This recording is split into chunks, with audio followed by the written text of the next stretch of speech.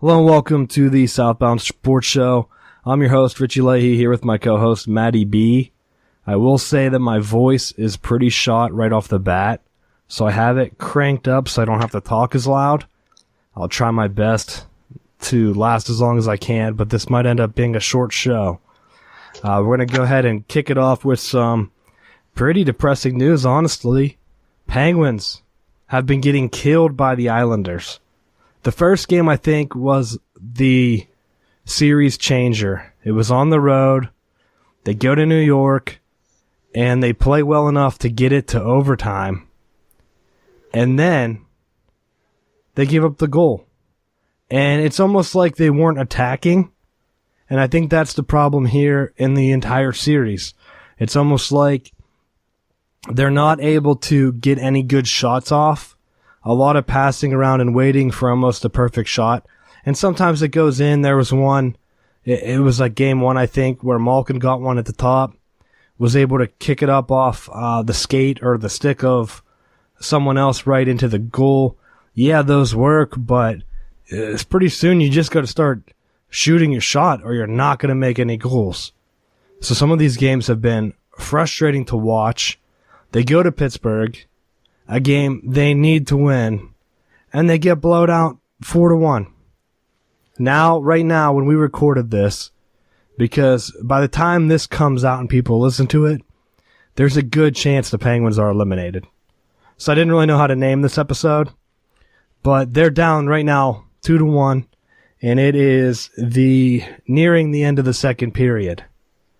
And it's almost, and we'll wait until next week, probably to make sure that they're almost eliminated. But now, looking at this, a first-round sweep, where do you go from here? Is it ready to think about a complete rebuild, Matt? I don't think that it's at a point where you need the rebuild, but one of the things that you do need to do is you just need to clean it up. They took way too many stupid penalties in game two and three right now. Well, games 2 and 3. It was a mess. That every time you turned around, they were shorthanded. And for all the people that are criticizing Murray for his goaltending, it's not on him. But when you're constantly getting, the formula is the formula. If they play good defense and they keep from just rapid fire pucks being bounced off them, I think that they have a chance to play better. And right now they're down 2-1 in the second, and it's not looking promising. Oh, I agree on the Murray point. A lot of people are saying, well, Matt Murray, he's not getting stops. At some point, the offense has to contain the puck enough to help the defense to do whatever. I should have looked at the time of possessions or whatever a little bit closer so I had the stats with me. But just watching the game, you can't feel comfortable that the Penguins are going to get any fast break points, anything. Because I don't have any trust in the offense. I mean, come on, you're giving up 4-1 at home. You can only muster one. You have 2 Hall of Fame guys on offense. They're skating on the same line, and I like Gensel, but man, you got to start changing it up. That line isn't producing at all against the Islanders. And going in, I honestly thought, I was confident last week, thinking this is a good matchup for the Penguins because of that lineup. I thought for sure Crosby, Malkin could get something going, and if they can't guard all 3. There's no way they can guard Gensel. He's going to get his shots just like last year in the playoffs. But guess what? I'm wrong. That line's doing nothing. Break it up. I don't even know why they keep... It's frustrating to watch them not get any goals. Although the one thing I will say, we kind of criticized the Penguins at the trade deadline. Gudbranson has been playing well defensively for him. They've gotten some good mileage out of him, and he's been that physical presence that they need. But it can't just be a one-guy show. And that's why I'm saying I don't think it's on the defense at all. Just watching it. I mean, come on, you're down 2-1 tonight. It's time to go home. You got to start playing desperate and start throwing up some shots. I mean, you're bound to get some in. I was hoping they would go out in like a 5-4 type game tonight. It's 2-1 right now. I mean, there's still 20 minutes left. The second period just ended. So what are they going to do? I mean, we're not the only ones in this position, though. Tampa Bay, everyone, they were the favorites to win, according to Vegas. They're down 3-0 to Columbus. And I hate Columbus. That's the one team in the wrong state, Columbus, that you want them in the second round of the playoffs.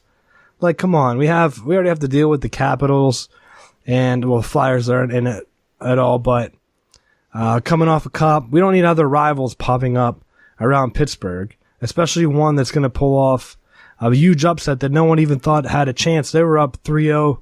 I don't know if they played tonight or not.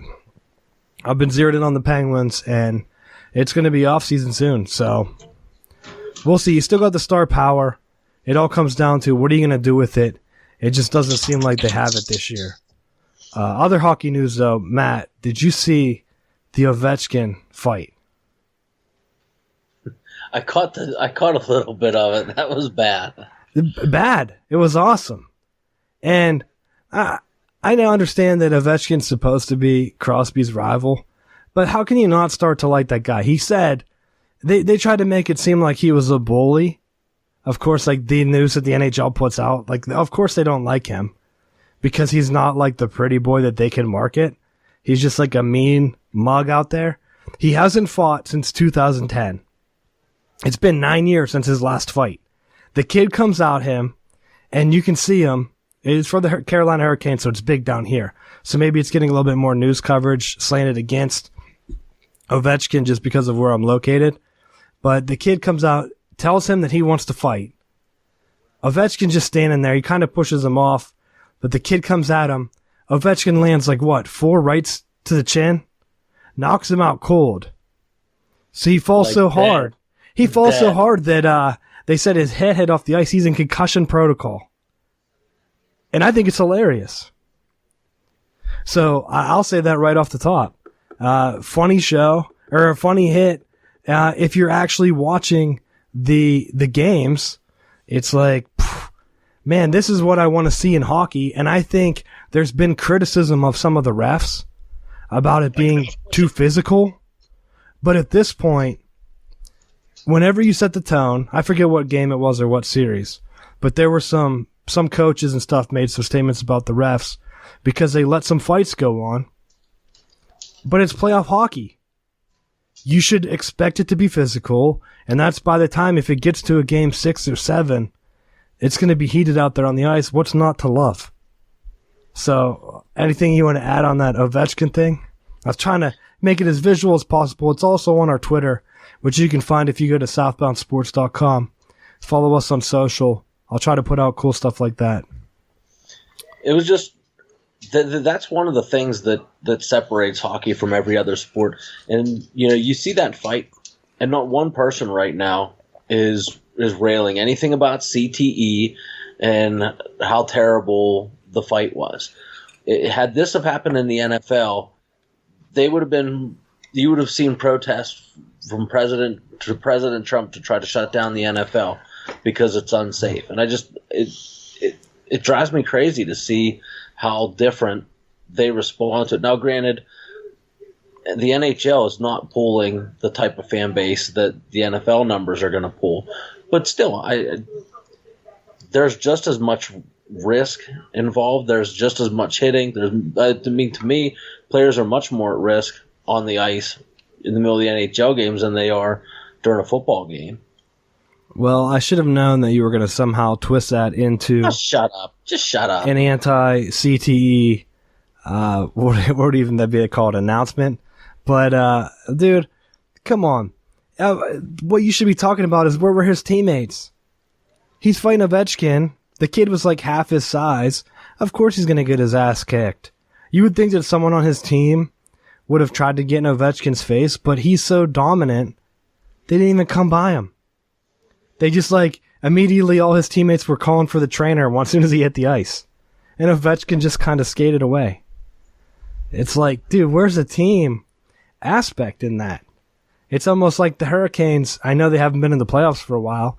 They get their first win. Their stadium can be loud. I've been there for quite a few games. If it gets rocking in the playoffs, the NHL has said it's one of the loudest stadiums. in the country just because it's built like an aluminum can. And that shit echoes. So I will say that it can get loud in there. And possibly can they beat up the Capitals? This is exactly what I wanted to see. Some physical play to wear them down, even if they don't get the win. But of course, I was expecting the playoffs for that the Penguins to play in that second round playoffs matchup, and it's not going to happen. So, if you're going to watch some physical play, watch that series. It's going to be a good one. That's the one you want to watch. Anything else you got for the NHL? No, just hoping we can get back into this. I mean, it's been done before. It's something Crosby has never done. I don't think has come back from down 0-3 in a series, but I'm not holding out hope. Not unless they get the offense rolling, and I don't think they've proven that they can do that. Let's get into high tempo. What do you got for us this week? The Seahawks have to. Their front office has to just be on drugs. Has to be. Did you see the new deal for Russell Wilson? Matt, did you see the video he put out? He was laying in bed. He was laying in bed with that girl. Is she a rapper or a TV actress? I don't know. I don't keep up with the pop culture stuff. I think it's his wife now. Yeah. Right? Sierra. Am I saying it right? Sierra? So I don't sound like an idiot. Sounds right. Well, you can't pronounce Nike right, so how the hell are you going to say Sierra right? What do I say? Nike. You call it Nike half the time like a moron. Matt, don't disrespect on the show like that.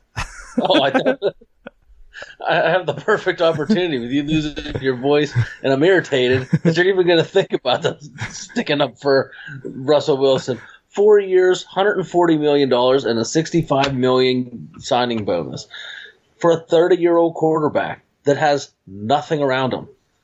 So you spend all of your money on Russell Wilson. Who's he going to throw to? Who's he going to hand off to, and who's going to block for him? This ain't backyard football. He's got to do something. Like, what are they going to do? Just trade everyone off for draft picks and have a bunch of rookies around them? It's a stupid move. I don't know why they didn't just wait. He said if they didn't make the deal now, he would have waited and they would have given him the franchise tag. Why would you rush it? He put that pressure on them and said, hey, if we don't get a deal done tonight, then I'm not signing until the end of the year, and they would have just franchise tagged him. No big deal. We saw it last year. The top 10 highest paid quarterbacks, none of those teams made the playoffs. So you go right to the top of that list? I mean, you're already a mediocre team right now, so much so you have no weapons that you've honestly talked about getting rid of Pete Carroll, and I don't know if you're going to be able to find a better coach. Half the league is recycling guys. I mean, look at Cliff Kingsbury. He was garbage in college. Let's be honest. He took what Mike Leach built and ran Texas Tech into the bottom half of the Big 12. And they're in the fertile grounds of Texas for recruiting. And so now he pops up into a job. Do you think he's going to be successful? I would be shocked if they even came close to the playoffs this year. Like, who are you going to get rid of Pete Carroll for? You're not doing him any favors by signing this deal with Russell Wilson. So now, unfortunately, I have to agree with you, Matt. It's not worth it. Not at that age. What has he been producing? If he had just come off a 15 or what it would have been, 14-2 year, I don't think he would have went 15-1. But like, let's say he went 14-2 and he had already brought in 3 Super Bowls. Then yeah, give the man his money. He won what? 1? And that was how long ago? Right? Am I right? 2, I believe. Did he win the second one? I thought that was the year whenever they threw the interception to the Patriots. I don't know if they won the second one. Maybe. I think they lost that one, and I think they beat the Broncos that year with the dominating defense. It wasn't like Russell Wilson came out and outgunned them. And maybe I'm missing one way back when, because it was the 49ers before them and the Giants. And then that was the year that they lost, I think. Or maybe they did win one other one. I mean, but even then, that was how long ago? Because I know that the Falcons have played them more recently. I guess Cam Newton played them more recently. Like, there's a number of NFC teams that have played in the Super Bowl more recent than the Seahawks. And what is the upside? Sure, they're winning the NFC West, but you've already talked about getting rid of Pete Carroll, and you're doing him no favors. So you're signing this deal. It's almost like the most ridiculous deal, and I don't know how any Seahawks fan can be celebrating it. They're not winning the NFC West because the Rams have control of that division. And that's what I mean. There's no hope now, Matt. So you have to hope for... And that, I mean, it would be one thing. Like, I could see signing this deal for if he was 26, maybe 27, but he's at 30 now. So he's hitting that point where the injuries are going to start creeping in. He has no, like, the thing that helped him earlier in his career was they had a phenomenal offensive line, and they had Marshawn Lynch back there to take the load off him, so he didn't have to win games by himself. I mean, they followed that tried and true method of run the ball, could play great defense, and win games. And as they started getting rid of defensive players, the defense struggled, the offense is on the field more. They let a lot of their better all-pro offensive linemen go. That they're in a bad spot. It's almost like they're throwing money when they're about to go into a rebuild. That's exactly what they're doing. Because if they were honestly looking at it, there's no quarterback that's worth that much money. You just have to look at it and say, hey, are you matching Tom Brady's numbers? No. Then no, we're not signing this deal. Case closed. There's only one guy, Matt, that can command that money, and that's Tom Brady. And guess what? He doesn't even want it because he wants to win more Super Bowls. And guess what comes back from that? More career earnings in terms of endorsement. I mean, like, Tom Brady's set for life. You hit the nail on the head with that. And when you look at that, look at what Roethlisberger does. Every year he ends up restructuring his contract around to help Pittsburgh clear up money, to sign free agents or to get other guys back under contract. Those are the things that you need. And both Brady and Roethlisberger are at the tail end of their careers. You know, I think Russell Wilson has some more years left, but why tie all that money up? Unless the only way that this makes sense is if they were really going to make a move towards aggressively rebuilding and just saying, "Hey, we have our quarterback locked in."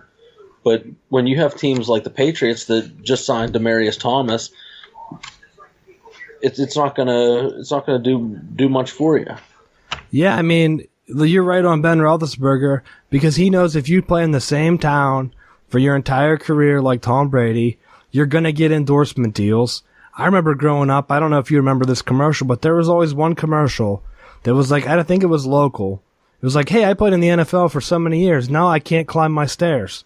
And I'm pretty sure it was like an ex-Steeler that his whole endorsement was like some retirement thing that was like a thing you rode to get up the stairs in your house. I want to say maybe Franco Harris, but I'm probably wrong on that. And it's like, dude, you don't think Tom Brady's going to be set doing commercials for like a Boston pizzeria or like pregame stuff for like the Red Sox games or doing like some Boston Celtics pre-NBA stuff? Like, you're absolutely nuts. He could command whatever the guy wants. He already wrote a book, his cookbook, which sold out, and that was like $200 a pop. So like, he was selling a book for $200 and it still sold out. So Russell Wilson, everyone's patting him on the back. People are going to forget about him. No one's going to care whenever he goes 4 and whatever that you need to make it equal. 4-12. When he's 4-12 and the Seahawks are drafting third overall, no one will be talking about how awesome that contract is when they can't get out of it. And they fired Pete Carroll. And they bring in, who's the crappy coach? Who's that guy? Jim Tomsola that the 49ers hired after they pushed out Jim Harbaugh. That's the future that you're leading right now, Seahawks. And I hope you are looking forward to it. But now let's get into our mailbag. We'll stick with football. The question came in. A lot of people are concerned about James Conner. and they want to know, what do you think of his fantasy potential this year? And I'll let you go first, Matt. Well, I think, to me, a big part of it hinges on what kind of league you're in. If you're in a auction style league, I think for the right price, he would be a great pickup. And definitely, if you don't have any restrictions, I would definitely be willing to take the gamble on him. He's in a running back and receiver friendly league, especially if you're PPR. Pittsburgh throws a lot of screens. They're going to give him down on the goal line. He's going to have his opportunities to score touchdowns. The only wild card to it is which Ben Roethlisberger you get from week to week. So if you get the right matchups, he could really be a big contributor. I like him this year. I think he'd be one that he could be on my team. And this might be pointed at me, this question, because I was low on James Conner last year, and he proved me wrong. Because he's out there, he's able to get his touches, and now you lose Antonio Brown. So James Conner's going to get his touches this year. I thought he lacked top-end speed, but he's proved shifty enough, and sure enough out of the backfield receiving-wise, that he's able to get points. If you're in a PPR league, definitely take a gamble at him. I saw another question unrelated to this one, but they were comparing him to Joe Mixon. Who do you think off that, Conner or Mixon? Who do you think has the better fantasy year this year? Ooh, I'm going to go with Conner. I like Mixon's going to get the goal line carries, but I just think with Roethlisberger at quarterback, Conner's going to get the opportunities to make plays. 100%. If you're in a PPR, you got to go Conner. I think he has more upside. If not, the goal line touches might be an issue, but still, you're looking at a guy that right now is it on the Pittsburgh Steelers. They have Juju Smith-Schuster, but he's going to be double teamed a lot now that Brown's gone, and you're going to be relying on a lot of young receivers. So who gets those check down passes? It's going to be your running back. So definitely, I'm leaning Conner here. I'm still not sold on Mixon. Sure, he's been good, great, but he's still young, and he's in a random system. So, and another thing that you got to look at too with Mixon is that Gio Bernard's going to get his touches too. Yeah. So that's going to be something that's going to take him away. Where I didn't see enough out of Samuels that he's going to be pushing Conner for playing time. I think Conner could be a 3-down back for Pittsburgh, where with Mixon, he's going to be splitting some of those duties, and Bernard could end up stealing some of those receptions away. So I think if you're non-PPR, Mixon might be a good one to have because he may get the short yardage and goal line plays that may put you over the top. But all in all, like player to player, I think you're going to get more stats and you're going to get more mileage out of Conner. Yeah, I'd be really scared. It's going to be a gamble if you're going with Mixon just because of the dual running back thing. And I've been burnt on the Bengals over that for a while. So it's still early too because we don't know. What if the Steelers go out and get a high running back? We don't know what the NFL draft is going to be yet. So we also have that to take into account. But we'll be revisiting some of this later on. You got anything else for the NFL, Matt? Got another hypothetical for you. I saw today that Arizona was meeting with Kyler Murray and his agent. So it's kind of looking like there's a good chance that he's going to end up being the number 1 overall draft pick. If you're Arizona, do you take Murray number 1? No. Why would you? Why would you build around a quarterback? We've seen it happen. You need to have defense. Like, could you imagine? Would you want the Steelers to have Kyler Murray right now, Matt? Pittsburgh to have him? Yeah. Yeah, absolutely. Oh, number 1 overall pick. Pittsburgh, yeah. That doesn't sound too confident, though. Because you know he's going to take a pounding. He's never going to last. He's tiny. What I think is that with Cliff Kingsbury having access and trying to recruit him, he knows what he's capable of.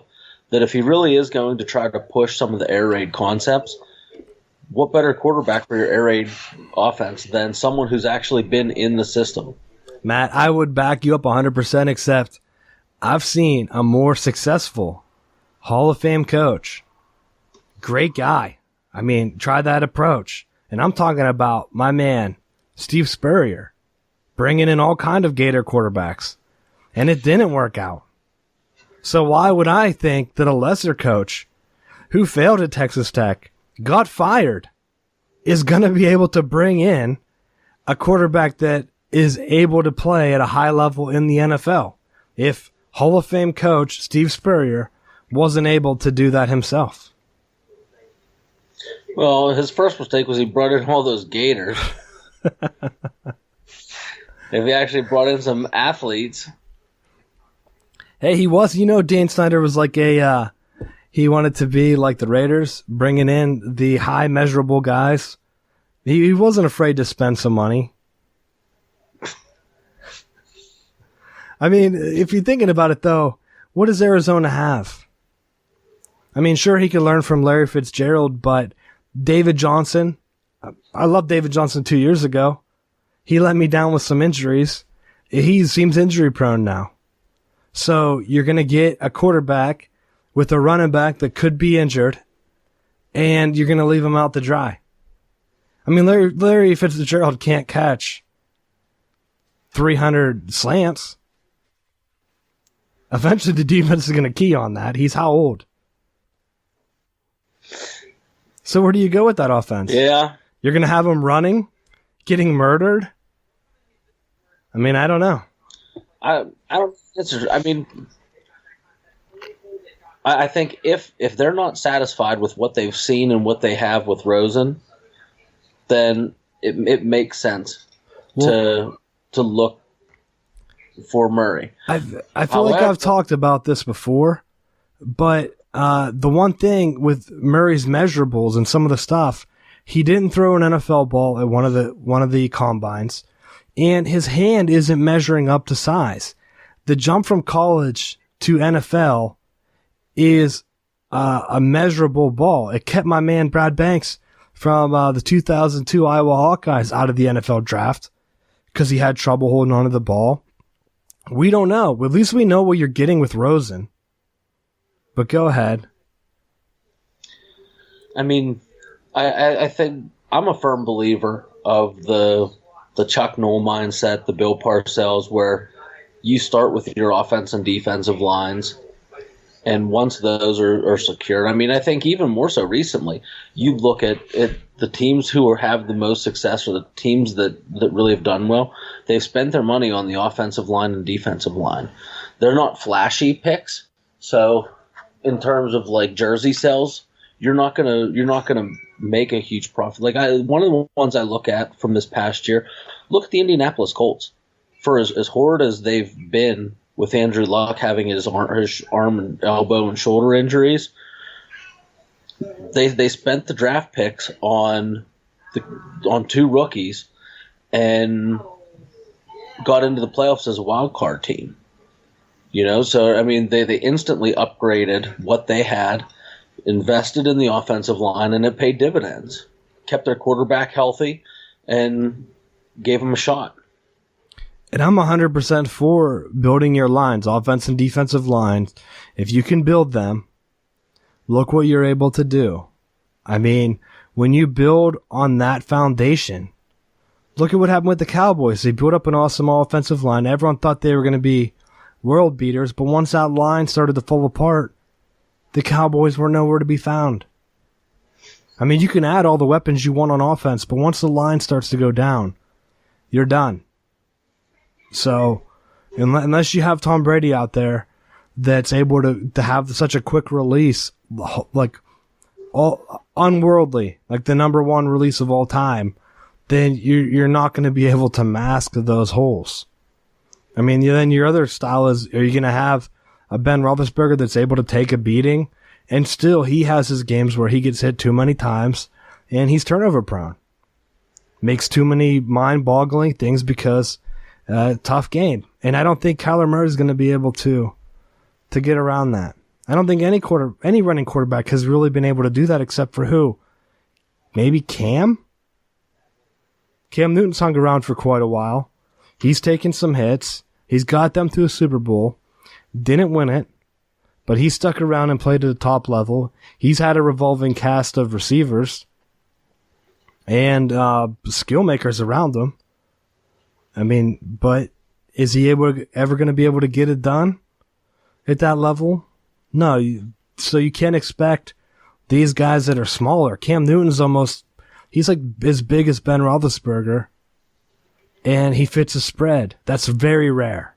That's Heisman rare. And not just like a Heisman that you win because you're in a system. I mean, he won it at Auburn and led them to a national championship. Did Kyler Murray even do that? No. So you got to prove you can win. That's my number one thing. Winners. Win it and then see if you can get that hype. Yeah, most of the time that is something. But that can come back to bite you because guys like Ryan Leaf won and ended up busting. Jake Locker won a pile of games and busted out. Yeah, but he didn't win. Ryan Leaf was in the national championship game against Michigan. He could have won that game. He didn't. So, I mean, you're either going to win or you're not going to win. So, sure, you can win your conference, but that's not what I mean. At the top peak level, are you able to bring home that championship? I mean, look at the Steelers when Tim Tebow took that experience and won in the playoffs against them, hitting that slant in overtime. I mean, you got to have guys that have that experience and are able to get it done under pressure. So it's very rare. A lot of these hot quarterbacks coming in aren't able to do that. Look at what happened with Patrick Mahomes. I mean, sure, you can score a ton of points, but when you're in a shootout of all shootouts, are you going to be able to do enough to make sure that you have the ball last? It's not a coincidence that Tom Brady always has the ball last. He's able to eat clock whenever he needs to. So, I mean, sure, you can score in 2 seconds, but what happens whenever the other team has the ball? You're not able to get it done on defense. Let's talk into some spring footballs as we're at the midway point. We talked a little bit about this last week. I talked a lot about the format, and I will say that it's even stronger in me now that why even have a spring football game if it's not a spring practice, or if it's just a spring practice. And yes, I'm talking about my Michigan Wolverines. They rolled out a spring game. It was supposed to be a game. Then they announced that it wasn't a game. It's going to be a glorified practice, which I understand. Okay, some guys get hurt. You have some guys that can't enroll until June 1st. I think Harbaugh came out and said they're waiting on some guys. The new rules are that you can't, if you're not in spring, enrolled in the spring semester, you can enroll early this year, but still not enough to play in the game. But still, you don't need 80 guys to play. It's a lighthearted game. Get some of these guys some game reps, and like I said, just do it like a draft. Have fun with it. You're building fans for life. Kids aren't going to go and sit in the stands and sit in the heat to watch you run a practice. No one wants to watch that. That's why the numbers are down. And then you have Ohio State putting on a spectacle. They have one of their guys proposing on the field. They have it just like a game. And it's a whole different setup. So whenever you're competing about it, if you're going to use it as a recruiting tool, I say make it fun. Try to get the fans in because you can't keep raising ticket seats. I know you did again this year, Michigan, raising the costs every year. But whenever the team isn't getting it done and every year it's the same old 10-win season, how are you going to keep fans engaged? What's that, Matt? Did they televise the Michigan spring game? So they weren't going to, but I think the fan backlash was loud enough that I think the Big Ten Network did put it on, but it wasn't really a game. It was kind of like a controlled practice. I think actually the link is still on the Big Ten Network. I didn't watch the whole thing. I just watched edited clips that people had put out there of big plays. Because, like I said, what am I going to do? Watch a practice? Think about it. There are all kind of times I go see the Steelers play out at St. Vincent's where they do like their training camp. Sure, that's all cool, but guess what that's built around? The fans. You get to get in a line, all the players come down, chat you up, they sign your gear. I don't think Harbaugh had any of that stuff. So why even have it? And then the funniest part to me, and I know a lot of fans are really mad, but someone flew a plane over the game with a sign, and I'm paraphrasing here now because I don't have it written down, but it said something like, "Hey Jim, it's God. It's okay to pass on first down." Obviously taking shots at Harbaugh. Well, I'm wondering how much Michigan's going to struggle if he really is going to go to a more spread RPO style system that's going to be a little bit more comfortable for Shea Patterson. If he goes more hands off with it, how much is Michigan going to struggle now that Hamilton's gone? Well, he's already said that he's hands off, and they brought in Josh Gaddis, and he is the old wide receivers coach at Penn State. He's on record saying that he learned his offense from Moorhead. It's going to be basically Joe Moorhead's offense. Harbaugh said he's hands off. He went from Penn State to Alabama. He was kind of an offensive coordinator in waiting. He was actually almost hired at Maryland this past year. I don't know if it was an offensive coordinator position or something different. So he's ready to take that step. Harbaugh didn't want him to get experience with another team, snatched him up.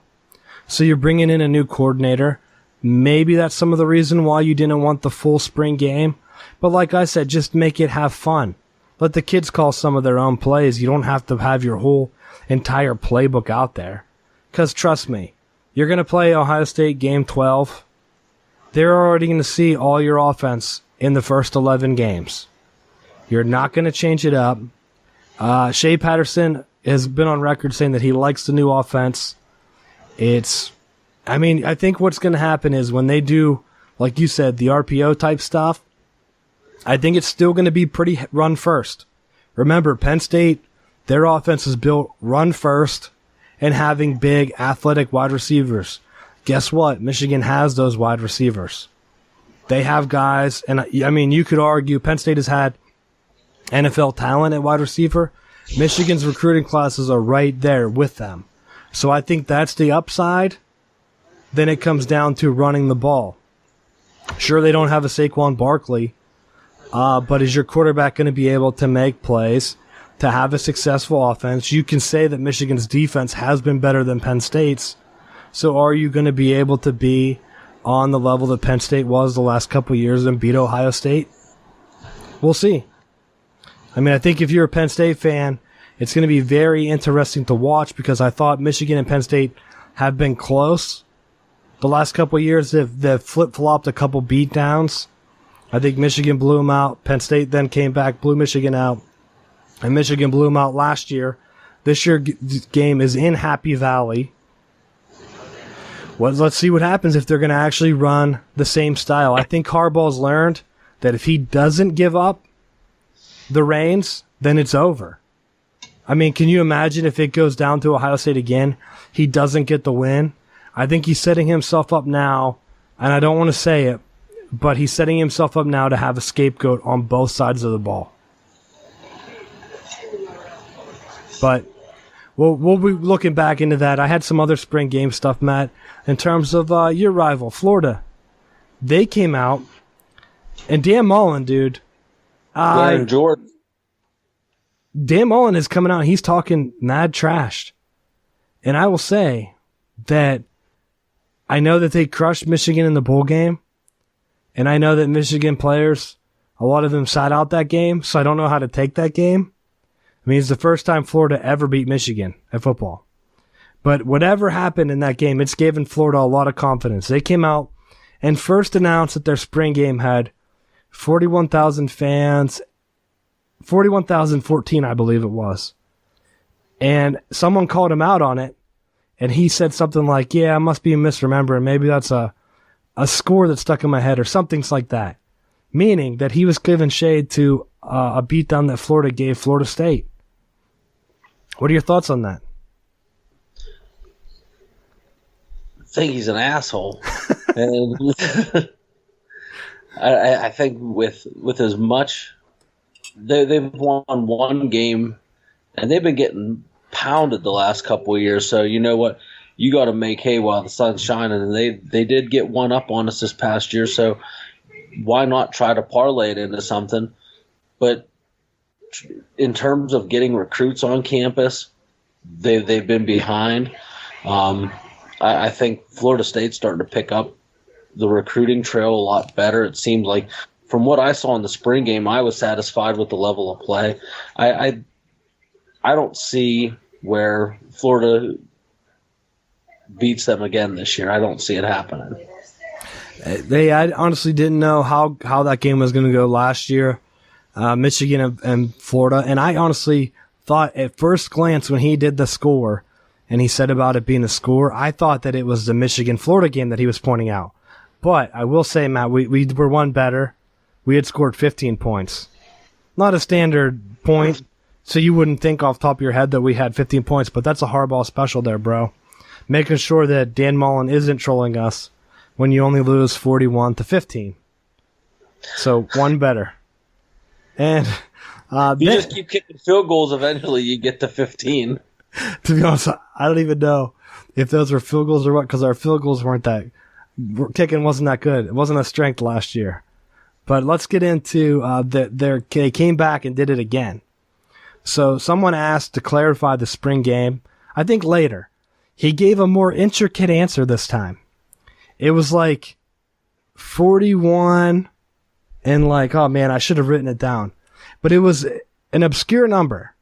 And he was more specific this time, and someone then figured out that what he gave was the number of years, maybe it was 39, the number of years since Georgia has won a national championship, the number of years and the number of days. So it was like 39 and then like 400, something like that. So he had calculated how long it has been since their national championship. So hilarious that he came out and is now talking trash. Well, that's great to talk trash on Georgia because they're not Alabama. So he can keep talking trash on them, and he can get style points with the fan base. It's a brilliant move because Georgia hasn't, like, they took it to the national championship but couldn't quite cross the threshold. Yeah, and that, like I said, the easiest way to get a national championship is to just play Georgia. Ask Pitt. That's exactly what happens. That's how you get it. You get them, you see them across the line. Sure thing. Except for that one year. Who did they beat that one year? Was it? I have to look it up. But I don't even know. I don't know what Dan Mullen's doing, but he's going bold.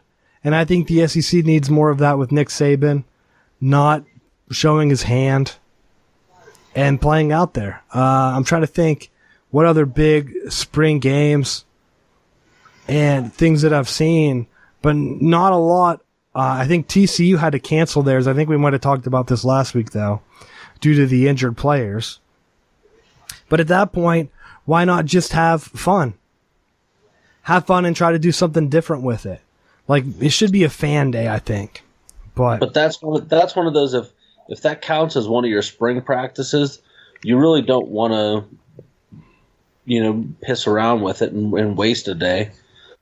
You're getting into the coach talk, but we'll see. That's right. Why?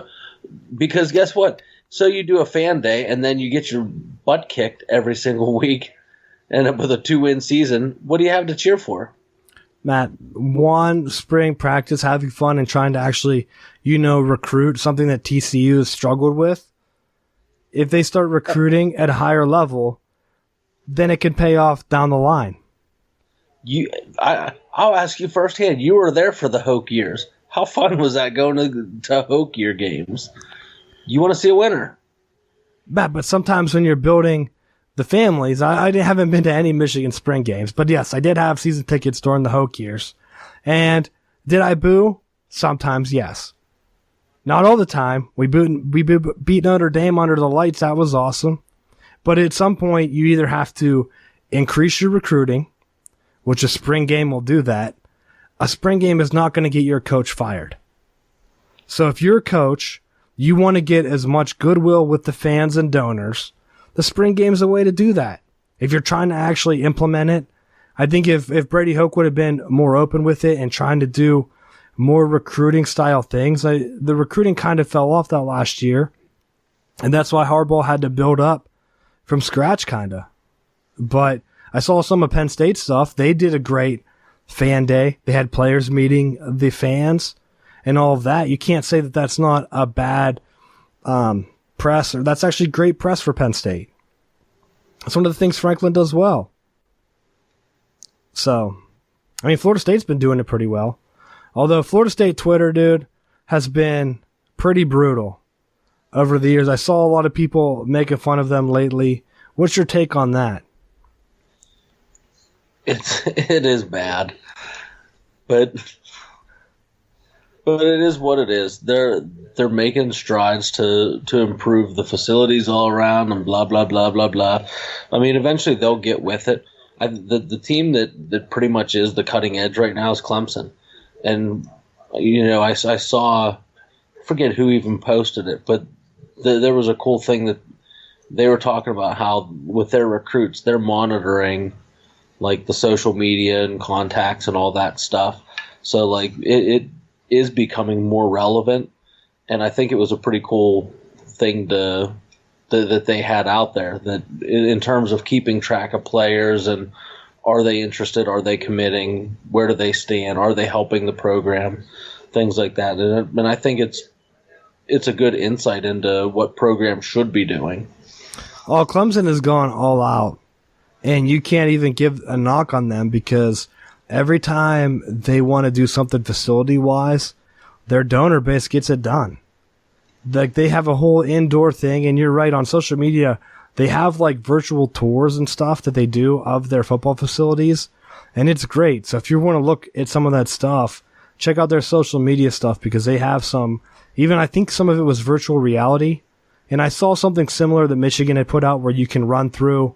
If you have like an Oculus Rift or one of the virtual reality headsets, I don't know if it's compatible with like the PlayStation ones or whatever, but you can actually run out and touch like the banner per se. But that's another big thing that's coming up. So you'll be able to live through the experience with just the growth of technology over the next couple years. But let's get out of football because I don't want to run too late as we're closing in. We got to talk about the NBA. But first, Tiger Woods. He won the Masters, Matt. I know we don't even talk golf, but I wanted to see if you think that this means he can make a run at most, was it major titles? I'm not sure how golf works, of all time. He's getting up there in age. It's been, what? There's a huge gap between his wins. I think he could, but he would really have to start rattling off. Well, he doesn't even have to, because you look at some of those older golfers that just played, like, they golfed till they're like a gazillion years old. If he takes care of himself, he golfed till he's, what, on the old-timer circuit. Wasn't it John Daly? He didn't even take care of himself. But I'm saying if he did, he could stretch it out even more, like your boy Tom Brady, 56 years old, just slinging it. Yeah, but you don't have to throw the ball super far when you have a bunch of slot receivers running underneath routes all the game. Yeah, but with swinging a golf club, you have to just moderately take care of yourself. Be throwing your back out. Oh, and I did see something. I don't know if you saw this. Did you see the Zach Johnson warm-up swing? Yeah, where he hit the ball off the tee. That's something I would do. First off, I didn't even know that wasn't a penalty. I always played it like it would be a penalty. He hit the ball off, and then he laughed and said, "Oh yeah, that'll be, laugh it up." He's like, that's something that you can look back and laugh at. But then I thought, well, why isn't that a stroke? I always played under the assumption that would be a penalty. You hit the ball. You just play it from there. Play it from there or re-tee it up and just take the mulligan, but take the stroke. Come on, I've been doing putt-putt golf way too long. You can hit the ball accidentally off all those slopes and stuff, and just bring it back. The Zach Johnson rule. I'm gonna start throwing that out there. Now the other big thing, I have it as a title here: Golden State in the NBA playoffs. Dude, they have I a gigantic lead. It was like, what, 31 points or something like that? Maybe even more. I don't remember. Yes. And the Clippers, of all the times, I've been a little bit torn on Doc Rivers since he left Boston. And he had a great core out there in LA with the Clippers when they had Blake, CP3, and all those guys. And I thought that he could have done more out there. But now with this, I'm starting to think maybe it is coaching. Maybe he still has it. How can you give up a huge comeback and prevent a sweep? I thought that the NBA is pretty much set this year with Golden State winning the title. I still think they are. I think they lost, was it Boogie Cousins went down with a quad tear? Yep. Which is, that sounds unbelievably painful. And I mean, how would you even stay off it? That's like the most used muscle in your leg, I would think, besides maybe your calf. Like, at least if it's a lower leg, you can kind of sit in a chair and take all the pressure off it, but you're pretty much confined to a wheelchair, I would think. They're not going to put your leg in a full cast. I mean, maybe it's not fully torn, but I would imagine that has to hurt. I think they're waiting to see if he needs surgery, but I don't even think that it's a big loss because they've won without him in the past, and they still have their core group of players. But other than that, the East seems to be wide open. But I want to hear your thoughts. What are your thoughts on the NBA playoffs? Well, I was a little bit disappointed at the start, and just keeping my faith in the process. And they came out playing like gangbusters last night. Opened up a big lead, and when I went to bed, I thought, I'll come back tomorrow and they'll be blowing a lead. And thankfully, they held their own game too. So tied with the Nets 1-1. I think I like their chances. I think the Sixers have just consistently been improving, and I really think they have a shot of making a good push on the Eastern side. The Eastern side, I think, could be wide open. 76ers, if they can get it done against the Nets, it's hard to tell. You need to build that experience where you're able to make a deep run, and they haven't really been able to do it yet. On the other hand, you have the Celtics that kind of have that experience with Kyrie, but what are they doing all year? Choking away, slipping down in the standings. They end up as a 4 seed. Can you really be confident in them?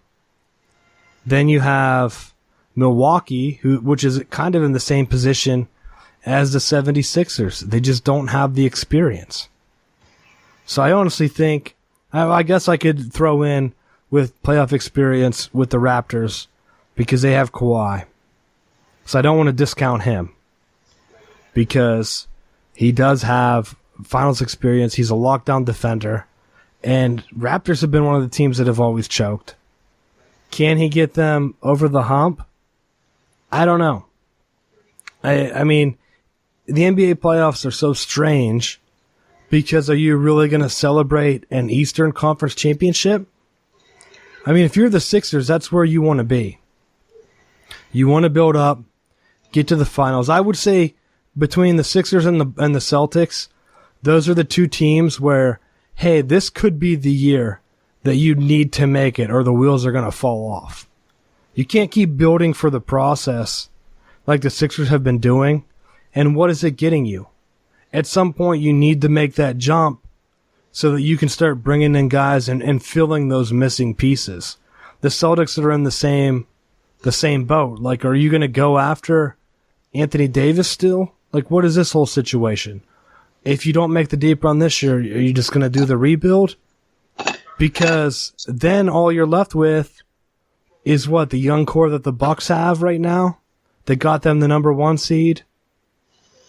I really don't think that's something that would deter you if you're a Sixers fan. You have to sit back and look at this and say they could easily be in the finals this year. It just comes down to making plays. And remember, you don't have to win every series as like a sweep. I think the one Was it the Celtics when they won their championship a few years ago, back with the Big Three? They were in a ton of 7-game series. I want to say they even were in one with the Bulls in like the first or second round. So you don't need a sweep. You just got to have guys that know how to dig deep and can make a big shot. So now's the time to prove it. But you have anything else on the NBA? Nope, just want to plug the process and just keep trusting. What do you think about LeBron? He's not even in it this year. Well, I did see a video of him just dancing, enjoying the off season. So I saw him rapping. He was doing like a rap tribute to someone or something. And it must be nice. You're over in LA doing commercials. He can now do his TV show, the $1 Million Challenge or whatever it's called. Is it the $1 Million Mile? Where you run and then he pops out of a cake and gives you $1 million. He has a lot of time to shoot that. His school's doing well, so. Isn't that all the way in Ohio? Yeah. But he's out in LA. How's he overseeing that? Look, I don't know. I just trust he's doing a good job. I saw it. I'm reporting it. I just think back to his decision and how if he was in Cleveland right now, they'd be gearing up. We're talking about how wide open the East is. Everyone would have been saying, oh, LeBron's going to get to another finals. But now he's not even in the playoffs. He has the whole ball situation where they're like in the middle of that big baller brand fallout where they're trying to push their ball out. And then what are you going to do? What are you going to get? He's turning into Jordan for real. Like when the Jordan was with the Wizards. Like you're watching the downfall of LeBron. If he doesn't get things turned around, they're pushing Magic out of the, what was it? He like the CEO or GM or something? He's just like, it's not fun anymore. I'm tired of babysitting LeBron. And it was only 1 year. Everyone gave, who's the owner of the Cavs? It's not Dan Snyder. It's Dan Gilbert, I think. Everyone gave him trash. It's not so easy, Magic. So, I mean, crazy. What do you think about all the NCAA basketball guys declaring? So now, I've had to dig through the rules because I didn't even know this was a thing. But apparently, you can come back if you declare, sign an NBA-approved agent, or NCAA-approved. I don't know who has to sign off on your agent.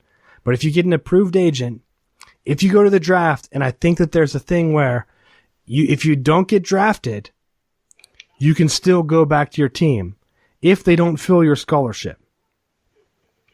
So, like, let's say you have a guy that's going to be a tweener, because Michigan had like 3 guys, of course, declare that they're going pro. Some of them I haven't even seen on draft boards. So we'll see. Of course, I want all the Michigan guys to do well. So I hope they get drafted. But is this a thing that could happen? You go to the NBA draft because you have family or someone in your ear, and you're like, look, I didn't even get drafted. How embarrassing. Now I can go back to school. But what? If your team's recruiting well, especially in the era of one and dones, you're stuck. Could you imagine? And there's going to be players that happens to. You go to one of the big boys, Duke, Kentucky.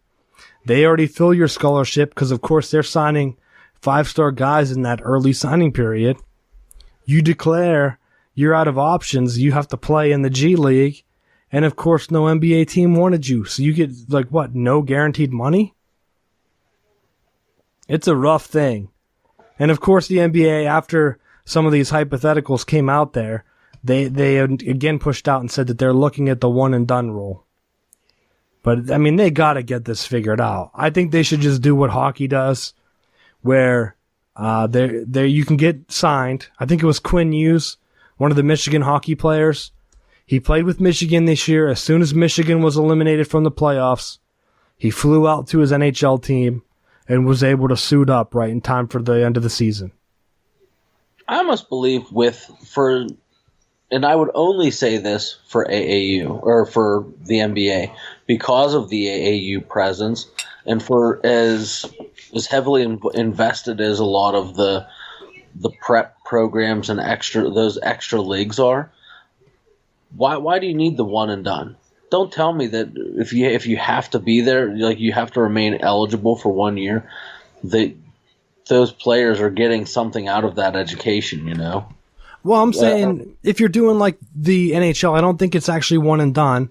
And I don't know if it's like baseball where you have to play a certain amount of years. I mean, just make it be like, let's say the 76ers drafted Zion right out of high school. And they said, hey, look, your body, you're so big, but you need to learn how to do some post moves. So you can take your pick. You can go to college for a few years, whatever you want to do. Or you can go play in our G League. And he says, you know what? I'm going to go to Duke still. My rights are with the 76ers, so no matter what happens. And then he goes in, gets eliminated from the NCAA tournament this year, and he says, you know what? I'm ready to go to the NBA. And he just flies out to Philadelphia, and they add him right before the playoffs. Like, why not? What if you're an 8 seed and all of a sudden you have Zion coming in the playoffs? It would have to drive interest, I would think. You just watch him get eliminated in the playoffs or in the NCAA tournament. So you're getting the best of both worlds. These players can market themselves, send it to college level, let them set up a trust. That's how they do it in hockey. I just don't know if the rule is that they have to get their degree or not, if they declare. And I don't even think that they should have to do that in the NBA because you don't need the physical wear and tear. I mean, it's not like you're going to be up in the one of the hockey minor leagues, the AHL or whatever. You're just going to be in college for a while until your body matures. In the NBA, do you really need your body to mature in some of these cases? No. Not if you're one of the top guys. So I think the easy fix is right there. But I honestly then think that the NBA doesn't want to risk one of their guys getting hurt if he's not giving the money back to them. You know what I mean? And the only other way I could see around that was if he was able to in college where, like, let's say he was able to do like some type of crossover by wearing like a 76ers armband while he played for Duke. You know what I mean? To help market them. But that's a very thin line. Because you're only going to have the top however many players be able to do that. So it can't be blatant. Like he comes out in a 76ers cape and like does like a routine on the court. Like it would have to be very subtle. But what are your thoughts on that as we get ready to end the show? Well, I wouldn't be a fan of that. I think with the amateur rules, I think they're gonna make you declare one way or the other, and I think that it just makes more sense when you see that the athletes who were able to declare before they had the one and done rule either do it if you're saying the majority of these players aren't ready for the NBA, well, that's fine. If you make them go 3 years, make them go till their junior status. Now, if the NBA doesn't pan out and they only have to go back for a year or a year and a half, that's not as bad as having to make up 3 years worth of time where you may not have all that scholarship money to fall back on if the university doesn't honor your scholarship. And they could very well do it like that. That's how I think the Major League Baseball does it. You play until you get your degree, or it's like at least 3 years or something like that, and then you come in. I mean, and I like that. I like that model better because then you have the opportunity to not only mature physically, but you get to grow up mentally. And I think that's something that across the board is something that it's not being addressed nearly as much. And that's why you have, I think you see it more like with the NFL where they do their rookie symposium where they talk about the importance of saving your money and not spending it on ridiculous stuff. So that whenever, the average, I want to say, like, it's ridiculous. The number of the average years someone that makes it to the league, it's only like 3 years. So it's like, well, what are you going to do? The people that have longevity are few and far between. The majority of the players don't last long. So what are you going to do with the rest of that time if you're not investing or saving your money wisely. And I think they're doing that better now for players to try to help them out once their playing days are over. Well, I'll say this. I just thought of something that I think might be better, and this will be my last thought for the show. But I think it all comes down to, like you were saying, about getting drafted. Maybe you get your degree, whatever. But what if it was kind of like a joint where the NBA, Major League Baseball, like they held Kyler Murray's rights. So they drafted him.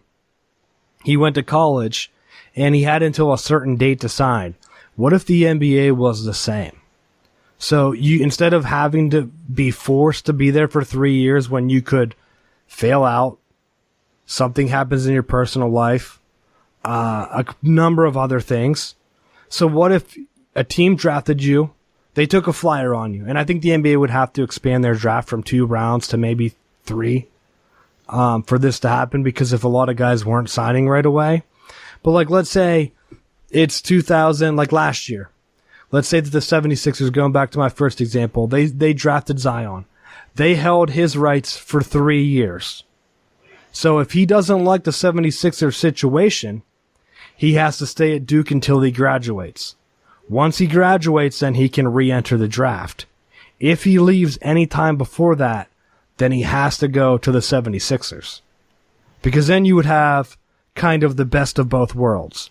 Sort of like the Bo Jackson thing, where he was drafted by the Bucks. He said, nah, dog, I ain't going to play for Tampa Bay. Then he went out in the supplemental draft and came back and got picked up by the Raiders, and he was in a better situation, and now everyone reveres him. Everyone loves him. I mean, even Alabama fans have to admit that he's a pretty awesome dude, Bo Jackson. He knows.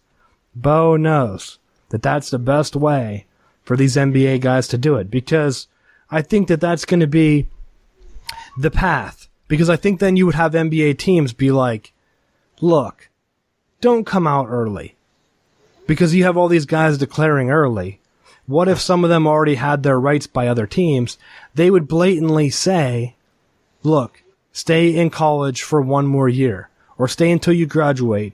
Because instead of having 30 different insiders or NBA people just telling them what to do, they would have one trusted agent, the team that drafted them, saying, yes, we can put you on the roster right now, please come out, or no, you need to stay and develop. And I think you would get a more honest process that way. Because if they really wanted you and they thought you were NBA ready, they would be calling you up sort of like a minor league system. And then that way, you really don't have to fight about the rights or even like some of the NCAA stuff or worry about him getting hurt. Because the way I think Major League Baseball does it is they just give you another supplemental draft pick. So if you, I mean, I guess you can keep the 2 rounds and just do a supplemental round where, let's say you lose your draft pick because he stays all 3 years, you just get another pick that year. So you get a pick in the supplemental round. So it might be a more well-rounded way. I'd have to think it out to actually write it out in a way that it would work. But that's all I have for the show. You have any thoughts on that before we get into the final bell? Nah. What do you got for the final bell then? Penn's lost. Game over. Yeah, I saw that. They're done. So, final bell. Move on to the dead period, I guess. Dead period. It's NFL draft period. We're going to begin into a preview next week. It's what, 9 days away? Well, by the time this comes out, it'll be like 7 or 8 till you hear it. Yeah. So. Well, my big thing is just check out the store because we got some good stuff out there. Actually, one of the things that I really liked, and I read it on Saturday or Sunday, Aaron Donald put up a huge donation to Pitt. Oh, yeah, I did see that. He signed his big contract, and I like that he turned around and donated money back to the university, and I think it's good for him, good for the university. Well, plus Pitt, did we talk about this last week? Pitt went back to their classic colors. About time. It's the only Pitt gear I had. I only bought vintage Pitt colors. Because why would I want those weird Notre Dame knockoff colors? Because you're wearing like that blue gold shirt from afar. Then you have to hear someone say, "Go Irish" to you, and you cringe a little bit. You're like, "Oh, what the? Oh, he doesn't realize that it's a Pitt t-shirt." But now you're wearing that mustard and blue. Everyone knows that's Pitt. And you'll get some hail to Pitts if you wear that around. So, and you see the script. Yeah, definitely excited about that. So, it's a good thing. We'll see if Pitt can capitalize. Getting big donations, getting some fan support back. I think they said that their gear sold, I want to say maybe 41% higher. The retro gear was selling 41% higher than regular gear. That will help push the switch back. So now that's just the normal gear. People were buying that more anyway. So they were already rejecting it. I don't know why Pitt kept it for that long, but that's my final thought for the show. Thank you for listening. Sorry if my voice is messed up. Hopefully the audio, you could hear me. I'll try to master it as best as I can. Next week, got a big show with the NFL draft. Go to southboundsports.com for all of our stuff. We have a store there, like Matt said. Tell your friends about the show. Make sure you subscribe. We're on Spotify, iTunes. I've been getting some more into the numbers, and I think you actually have to download the show from a trusted agent for it to count in the numbers. So it has to be through a podcast app. I don't think you can actually download it just from the website, even though that option's out there. So make sure you subscribe to the show so that we get some good download numbers. I just wanted to put that out there. But once again, thanks for listening, and we will see you next week.